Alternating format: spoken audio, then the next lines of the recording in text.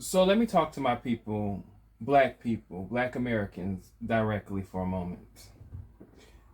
Because something dangerous, or what I believe to be dangerous, is happening in our community and in our political imagination. I'm watching more and more black people, especially online, also throughout social media, try to distance ourselves from Africa. As if Africa is a liability for us instead of our origin. And we're seeing this happen even more so now with the immigration rates through ICE and all of these other things as a way to try to delineate ourselves and distinguish ourselves from Africans or other black people. And I need to say this plainly. That thinking is not liberation. It is actually white nationalism in blackface. Now, let me be clear before anyone clips this and try to use it nefariously against me or in a wrong way. I believe in black nationalism. In fact, I consider myself somewhat of a black nationalist thinking individual. Black Americans have a distinct culture. Black Americans have a distinct history. And we also have political claim to this country. I fully believe all of that. I've even said multiple times, repeatedly, on this platform and across my multiple social media platforms to my many subscribers, family members, and followers, that if America were serious about repair, black Americans should be given the entire South. I've said this. I believe that's our land. That's black American homeland and should be given back to us for us to be able to do our own nation. You do not, but I am here. Sorry, but here is the line. You cannot cross, or you should not cross. You do not build a nation by cutting yourself off from your roots. That's like trying to be a tree without soil. You might stand for a moment, for a minute, but eventually you will fall. And that's because you aren't rooted, connected to your roots, clinging, hold fast tight to your roots. What I see in parts of the FBA movement, not all of it, but some of it, isn't pride. It's actually reactionary identity. It defines blackness by who we are not instead of who we are. That is exactly how white nationalism operates. You do know that, right? White nationalism says we're American, not European. But they still trace their bloodlines all the way back to Ireland and to Scotland and to Germany and to England. They still protect transcontinental and transnational whiteness. They still claim Europe when it benefits them. Yet some black folks are out here saying things like, we're not African. As if Africa is shameful, the way white people see Africa. As if Africa didn't survive everything thrown at it by outside forces, whether Arab or European. That is not history talking. That is colonial residue bullshit. Let's deal with the most ignorant talking points head on that I'm seeing out here amongst my people. And I'm deciding to use this monologue today because this is an issue I am seeing. When you got people like Tucker Carlson and other white nationalism using FBA talking points. If what you say can be used by a white nationalist or can be agreed upon by white nationalists, you might want to evaluate the shit that you're saying. Here are some of the things that are being thrown about. That's out there. Africans sold our ancestors. I've heard white people say black people sold black people, and now I'm hearing FBA and other black people saying Africans sold our ancestors. Africa has never been and was not then a country. There was no single African people selling themselves. There were fragmented kingdoms, many de-established or destabilized by Europeans prior, with guns, with debt, and with coercion and violence. Inside a system that was designed, enforced, and profited from by Europeans. If Africa sold us, then Europeans created the demand, ran the ships and the businesses, built the plantations, wrote the laws, collected the profits, and never stopped benefited from it, even down to this day. Yet somehow, some of my people, black Americans, want to beat down on Africans and want to blame Africa for this, while white nations have never even apologized. White nations said, fuck that. That was in the past. Move on. We're being told this here in our country all the time across social media.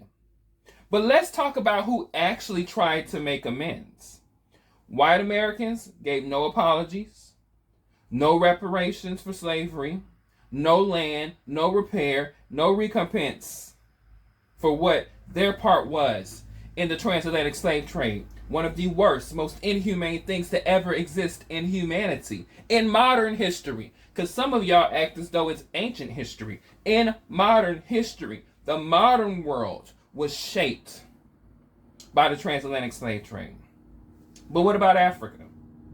Countries like Ghana have actually offered black Americans and blacks across the diaspora in the Americas and other places dual citizenship.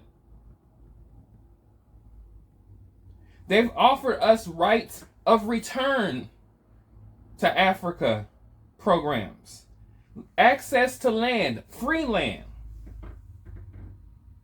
and a massive public acknowledgement of the wrongs that were done by the transatlantic slave trade. There was a whole movement back in 2019 to discuss the 500th anniversary of these moments. One side denies the history. That's insecurity. One side denies the history. The other one extends a hand. And some black Americans want to slap the hand away and say, no, we refuse to acknowledge our connection to you. That's not sovereignty, brothers and sisters. That is insecurity. Any serious black American nationhood project that we are doing has to include Africa. No ifs, ands, or buts. There'd be no America without Europe. There'd be no Latin America without Europe, because they recognize that power dynamic. They recognize that influence, that population. But any serious black American nationhood has to include Africa. Economically, politically, culturally, and strategically. Some people say, does that mean you're a Pan-Africanist? I support Pan-Africanism, especially economically, politically, culturally, and strategically. Marcus Garvey understood this. W.E.B. Du Bois understood this. Martin Luther King understood this. Malcolm X, Huey P. Newton, all of our leaders who knew who they were and knew who we were understood this. Only people who have just discovered their history on Twitter, on TikTok, on Instagram, are the people who think separation is actually a strength. And it's a lot of y'all. And while some of us argue about roots, power is being exercised right now. Right now. So are we going to continue this conversation in this manner? Are we going to continue to try to distance ourselves from our roots?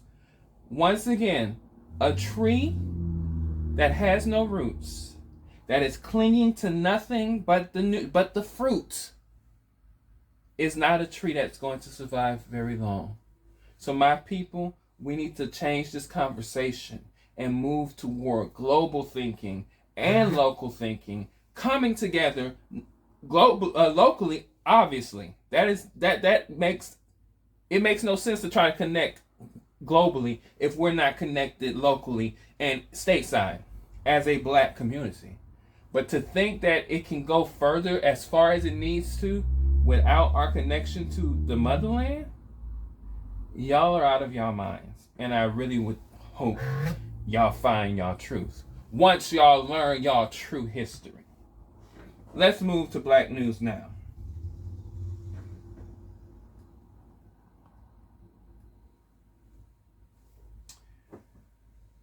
So Donald Trump, the current president, has stated that he wants to invoke the Insurrection Act. And it's in regards to the situation in Minneapolis right now, in which there are people taken to the streets. They're back and forth with ICE. The Insurrection Act came after the Civil War, and it was intended to squash out any, well, actually came long before that. It came after the founding of this country, and it was intended to try to squash any type of rebellion in this country. And, you know, that really was politically motivated rebellion. And I'll give you a understanding of it.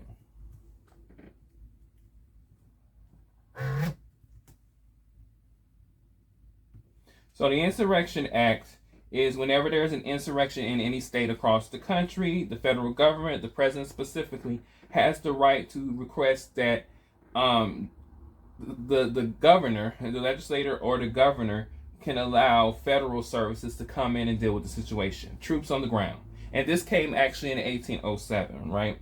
That's when it was founded, called the Insurrection Act, which is federal law that empowers the President of the United States to nationally deploy United States Armed Forces in territories and in states and whatever.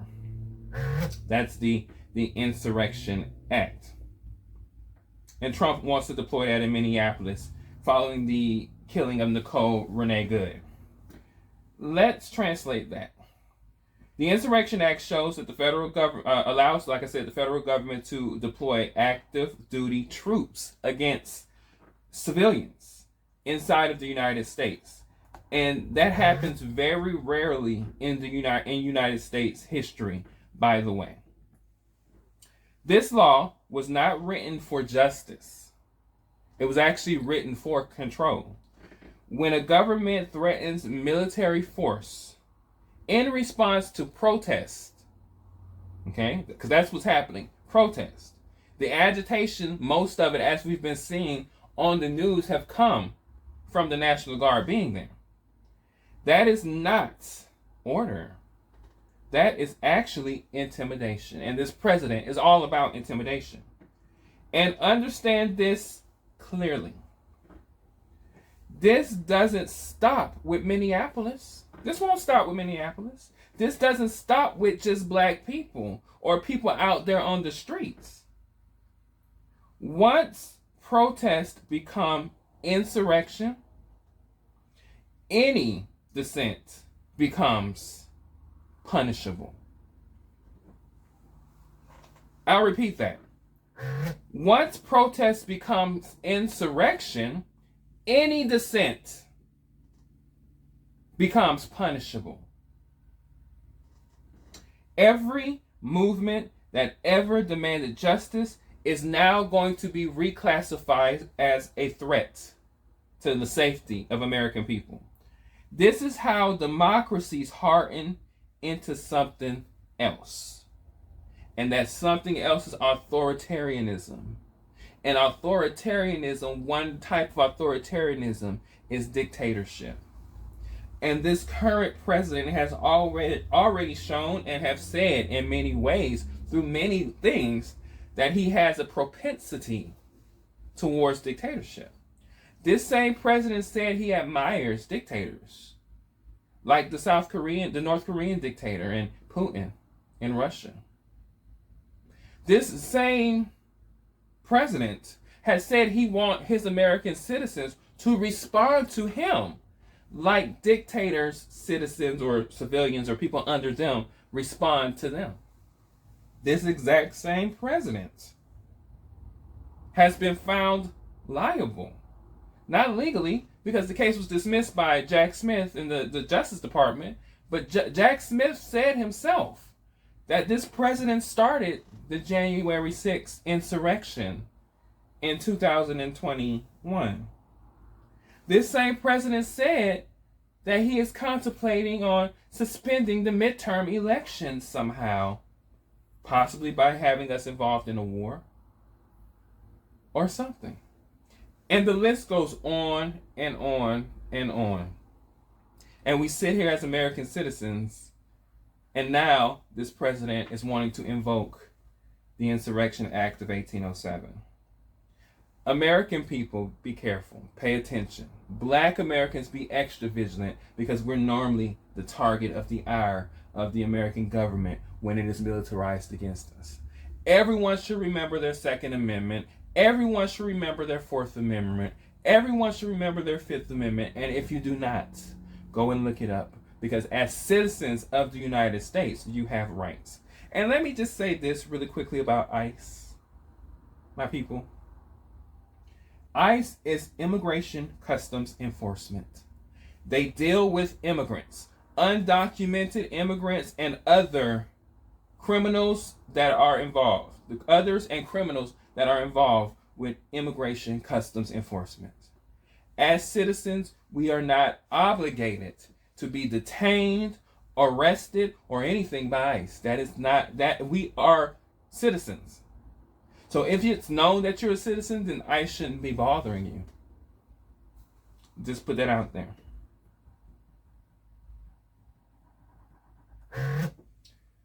We have a second story. This week, we lost an icon in the civil rights movement. And many of us know many of the well-known icons: Martin Luther King, John Lewis, Rosa Parks, Angela Davis, Fannie Lou Hamer. We know several of the icons. But there were many, hundreds of thousands of black people who participated in the civil rights movement. And some of their stories would never get told. One of those people who made it through the cracks, where people are starting to find out her story, was Claudette Colvin.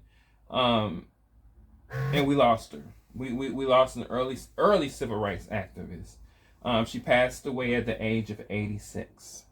Claudette Colvin, Miss Claudette, Sister Claudette, Elder Claudette, now Ancestor Claudette, refused to give up her seat on the bus months before Rosa Parks, before the cameras, before the myths.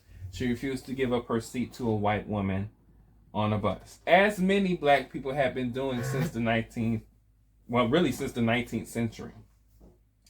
But Sister Colvin was 15 years old when she refused to give up her seat in Montgomery, Alabama.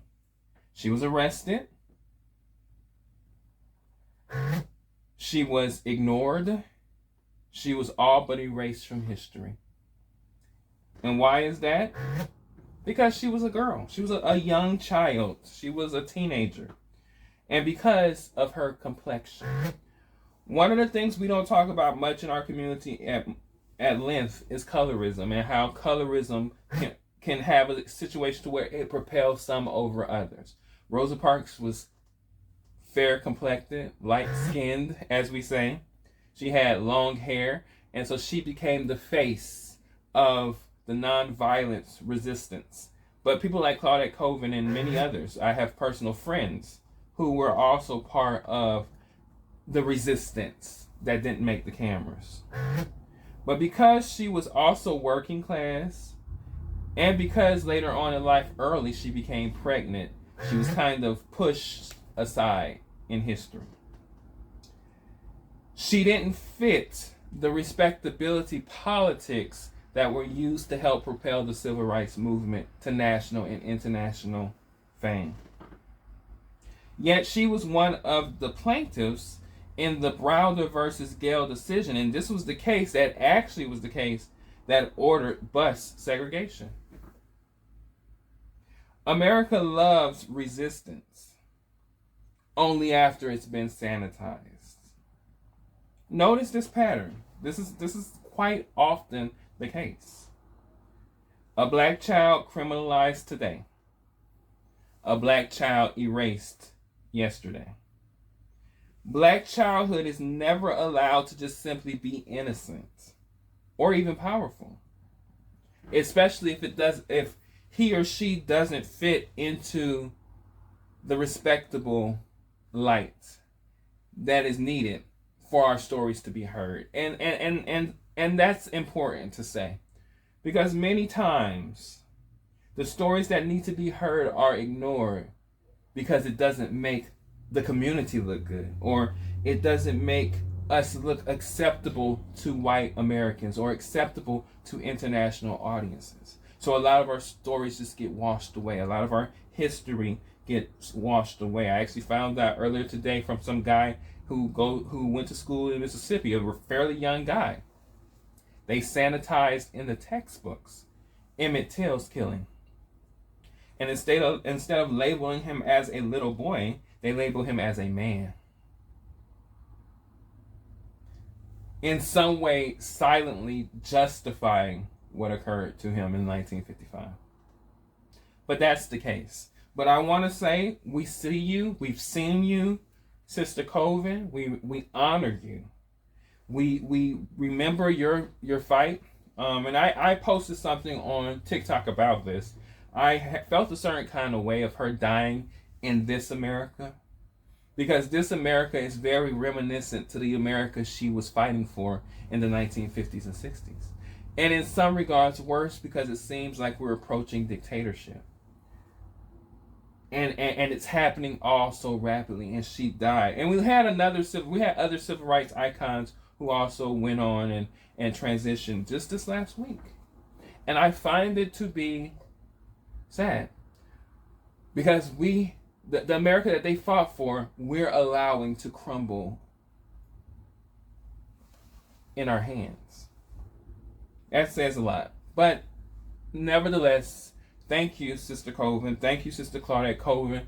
The ancestors have you now. You're in love. You're in peace. You're in harmony. You're in happiness. Your fight is over, and we will continue your fight. Rest in paradise. Rest in peace. Rest in passion, Sister Claudette Colvin. And now it's time for Black World Now. At the same time, in this country, in which American troops are being used there's a threat to deploy American troops here at home. We are also restricting immigrants from certain nations, dozens of nations. Many of them African and Caribbean nations, black and brown nations. If you do not think that this is intentional, then you're not thinking. Okay? This isn't about crime. This isn't about resources. This is about belonging. Who belongs here? Borders are where race becomes policy. And the United States has a history of racialized immigration policy. The very first anti-immigration law were against Asian immigrants in the Chinese Exclusion Act. And subsequent laws have followed suit with this mentality. So this is not new to the United States. This is not anti-United States. This is actually on brand with United States immigration policy.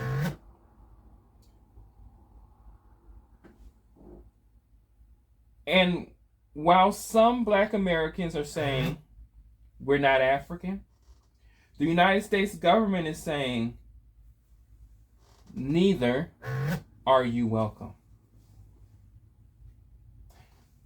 If we can get rid of y'all, we would too.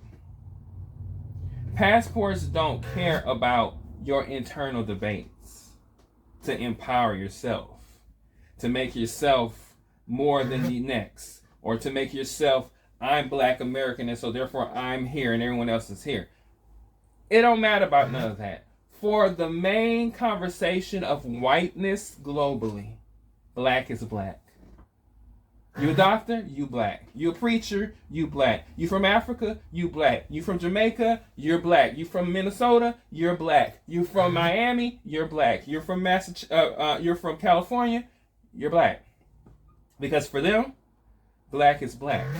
And you better believe if they could get rid of our behinds from here as Black Americans, if they could find a loophole to do so, they've tried it before.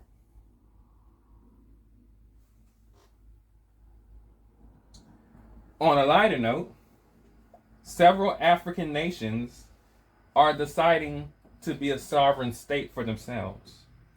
While the West talks about security, Africa is actually building security. Burkina Faso, Mali, and Niger have all come together to launch the Joint Sahel Regional Force, all together as a Western Africa force, independent of the Western world. Burkina Faso said, leave us alone. They said, we got it from here. And these other nations have joined them and followed suit.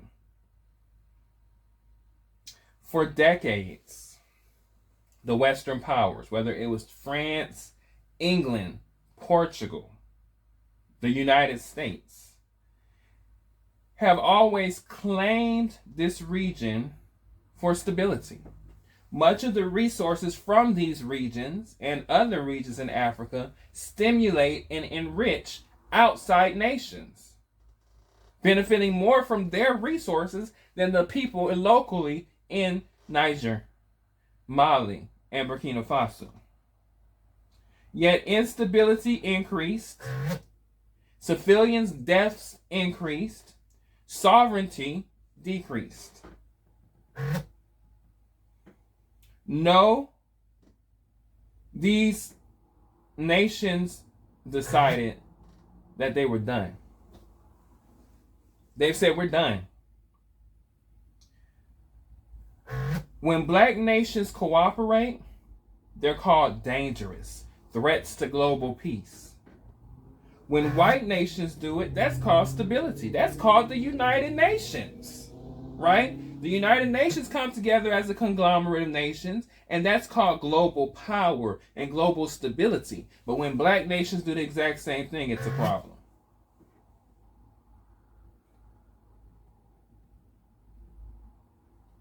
But however, what they're doing here is Pan-Africanism. And this is Pan-Africanism with teeth, with grit. It is happening. And this is why distancing ourselves as Black Americans from Africa is not just wrong. It is strategically stupid. It is suicidal. In a time when Africa is uniting its power, for the most powerful Africans on the planet, in my opinion, Black Americans, to say we do not want to participate in that. We don't want to be attached to that. What are we going to be attached to? White supremacy and whiteness? They'll never allow us into that. And we don't have the fortitude to stand alone. But the world watches us, respects us, and knows that we are powerful. Why wouldn't we be a part of that movement? What are we doing? What are we doing? So I'm going to go ahead and leave y'all with this. You don't gain dignity by denying your ancestors. It'll never happen. You don't gain power by shrinking from your history. You don't gain a nation or build a nation by amputating the roots. Africa is not optional in this. Africa is not shameful in this. Africa is strategic. It's smart. It's nation thinking. Any black politics that tells you to withdraw is not liberation and should never be taken as seriously. That's assimilation with a dark font. We have to be smart. We have to have our ears to the globe. Black Americans, there's no more time. I find it interesting that in the time that we have the most ability to fight, to resist, to build, to create, to become the black nation, the black American nation that I believe we should be, the noise, the chatter, the confusion, the bullshit keeps getting spread around towards us, and some of us, not all of us, many of us though, are taking the bait. We're smarter than that. And if you're not, be smarter than that. And this has been my Black Truth.